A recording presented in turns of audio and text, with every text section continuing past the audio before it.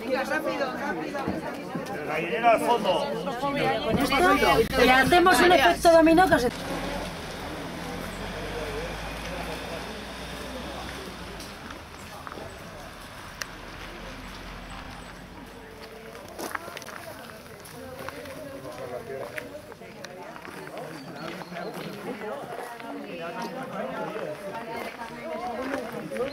Saca esta.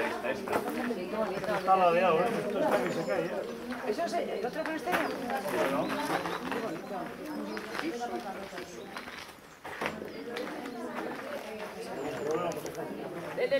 Lo único que permite hacer el ministerio es hacia el paisaje. Y su uso de la palabra sursum, que lógicamente significa.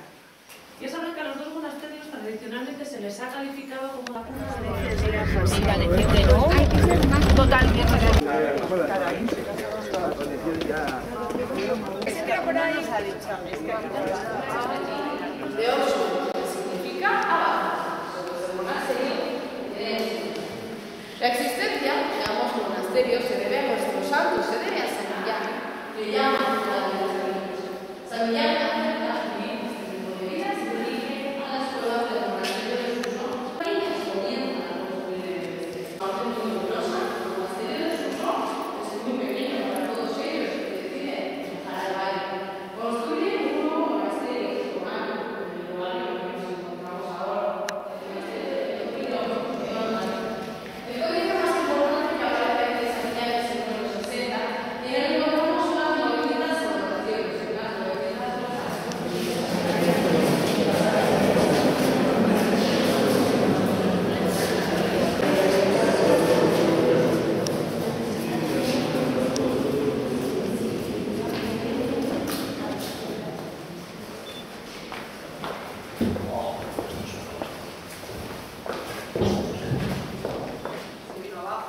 El presupuesto destinado a la decoración tuvieron que emplearlo, volver a poner la iglesia en perfectas condiciones y el claustro lo dejaron tal y como lo vemos hoy en día.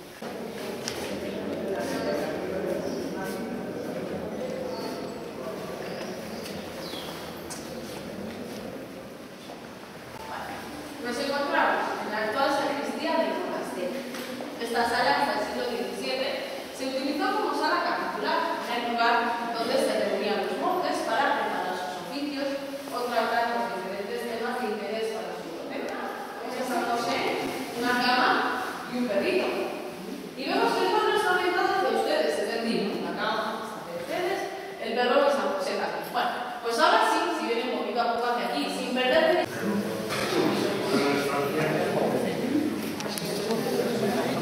Que se dé cuenta, sí. Está como pintado el carro y luego tiene como una sombrita ahí. ¿Sí o no, Nuria? Oh, no, no sé. Pues sí.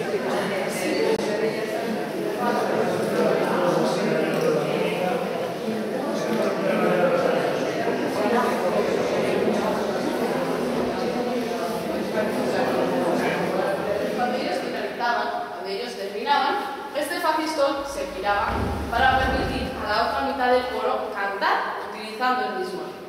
Era una forma de ahorrar, tengan en cuenta que fabricar un cantoral en aquella época era muy costoso, hacía falta mucho tiempo, muchos materiales para conseguirlo.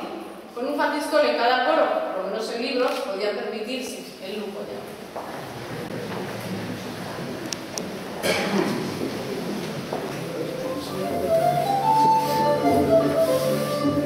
En los escritorios no solo se copiaban libros, allí se aprendía a leer, a escribir y a interpretar los textos, a la vez que se practicaba el complejo arte de la ilustración y la encuadernación de los códices.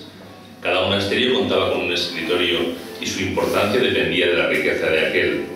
El escritorio de San Millán fue uno de los más afamados, como lo muestran los innumerables códices escritos entre los siglos VII y XVIII.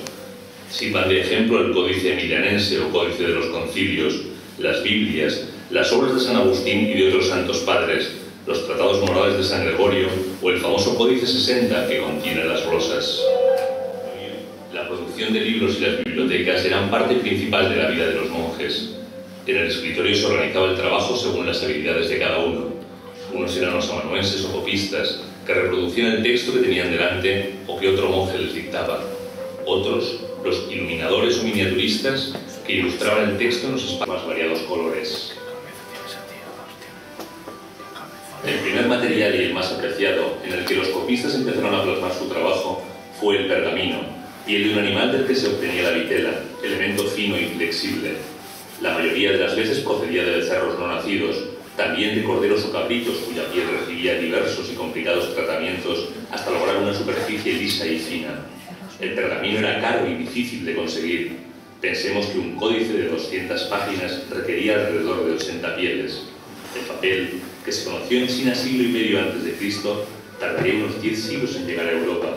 El primer molino de papel, debido a los árabes, se instaló en Játiva, Valencia, a partir del año 1150. Las imágenes transmitidas en los manuscritos iluminados muestran cómo los copistas escribían los códices. En ellos se representan los diversos utensilios para realizar su labor y las posturas habituales durante el trabajo.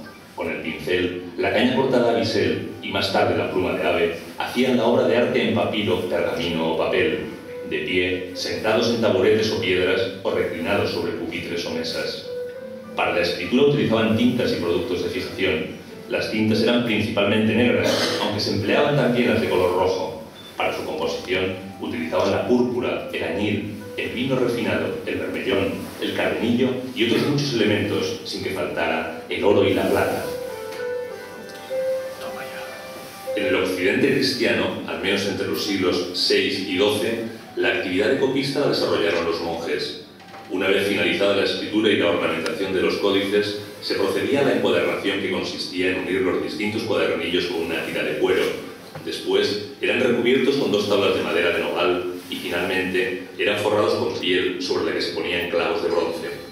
La época de producción de códices abarca generalmente desde el siglo I al XV, cuando nace el libro xilográfico y se divulga con la aparición de la imprenta en 1437. La posibilidad de imprimir muchos ejemplares de una misma obra facilitó el acceso generalizado al saber. A los libros impresos entre 1437 y 1500 se les conoce con el nombre de Inteniado de Europa. En la Iglesia se emplearon otras liturgias y formas musicales. Ejemplo de ello en España fue la mozárabe. Los cantorales gregorianos que tenemos delante, de tradición musical aquitana, fueron copiados en la primera mitad del siglo XVIII de otros más antiguos, y estos, a su vez, de otros que se remontarían hasta el siglo X, e instalados en este armario para su fácil acceso al coro de los monjes, a través de la puerta situada a la derecha. Los salmistas de las comunidades cristianas eran los encargados de dirigir la oración litúrgica cantada.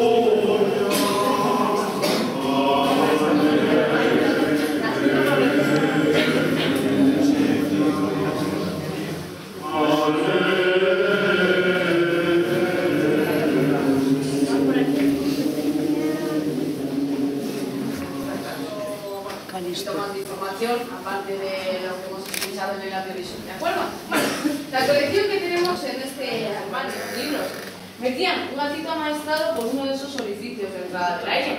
Ese gato se comía los ratones que había en el interior y que también deterioraban estos libros. Así que, como ven, estos monjes en aquella época, No tocan así, yo creo que han puesto porque se aire, y tendrán alguna cosita que sujeta, pues como las puertas o como los armarios, como